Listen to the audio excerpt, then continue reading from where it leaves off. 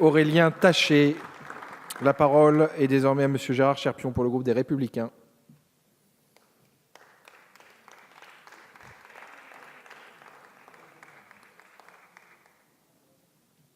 Pour une durée de 5 minutes, Monsieur Cherpion.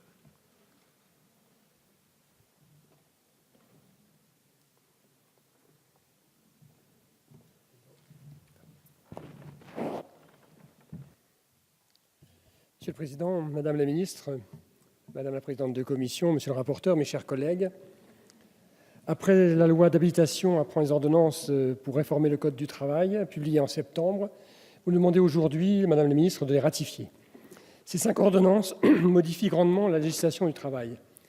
Alors que notre pays est touché par un chômage de masse, avec toujours plus de 6 millions de demandeurs d'emploi inscrits à Pôle emploi, dont 1 million supplémentaires entre 2012 et 2017, il était urgent de mener cette réforme alors que le chômage progresse encore aujourd'hui.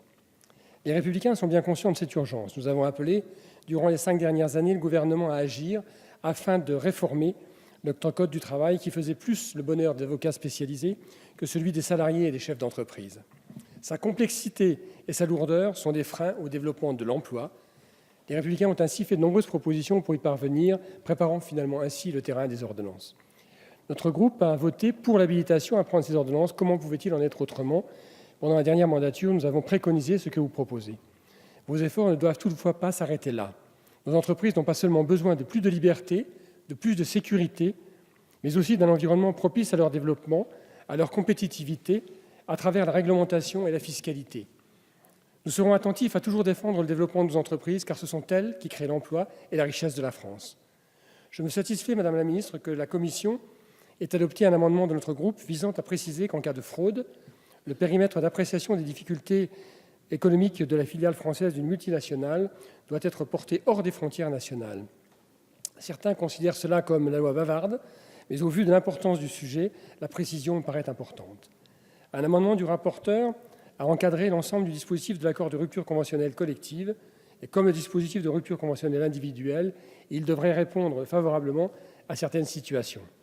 Nous devons toutefois être vigilants à ce que cet accord ne soit pas détourné en un moyen de se séparer de certains salariés plus facilement, et notamment les plus fragiles. Je n'ai pas de doute que les préfets et les directs s'assureront de la validation de l'accord et à ce titre que la validation de cet accord soit approfondie et attentive. Le groupe Les Républicains a à ce titre déposé un amendement en ce sens, sans ajouter de complexité au dispositif. Par ces ordonnances, vous harmonisez les accords de compétitivité. Étant un défenseur de ces accords et m'étant investi depuis plusieurs années pour la création des accords offensifs, je ne peux que saluer cette disposition. Toutefois, ces accords sont extrêmement flexibles, sans pour autant sécuriser le salarié, allant jusqu'à la possibilité de baisser les salaires. Notre groupe proposera ainsi des amendements afin de pallier ce manque de sécurisation.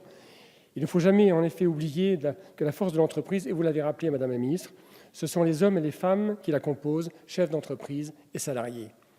En ce qui concerne le compte prévention, il est réduit à 6 facteurs, et nous saluons cette simplification. Toutefois, nous n'approuvons pas le transfert du financement du compte vers la branche AT-MP, de la sécurité accident du travail, maladie professionnelle de la sécurité sociale. Les cotisations AT-MP vont ainsi augmenter en raison des 4 nouveaux risques qui sortent du compte à points et qui entrent dans le mécanisme d'incapacité. Cette dépense supplémentaire pourrait à terme déséquilibrer les comptes de la sécurité sociale, même si actuellement la branche est excédentaire. Si prévention et réparation sont liées, il ne nous paraît pas justifié d'imputer le coût de la prévention à la sécurité sociale. Nous avons ainsi déposé un amendement visant à rétablir le fonds du financement spécial du compte. Enfin, lorsque le président de la République a déclaré que l'égalité entre les hommes et les femmes était une grande cause nationale, le gouvernement est revenu sur un certain nombre d'acquis. Citons la suppression des fondamentaux de l'égalité professionnelle, à savoir les indicateurs de l'ancien rapport de situation comparée qui figurait dans la nouvelle base de données économiques et sociales.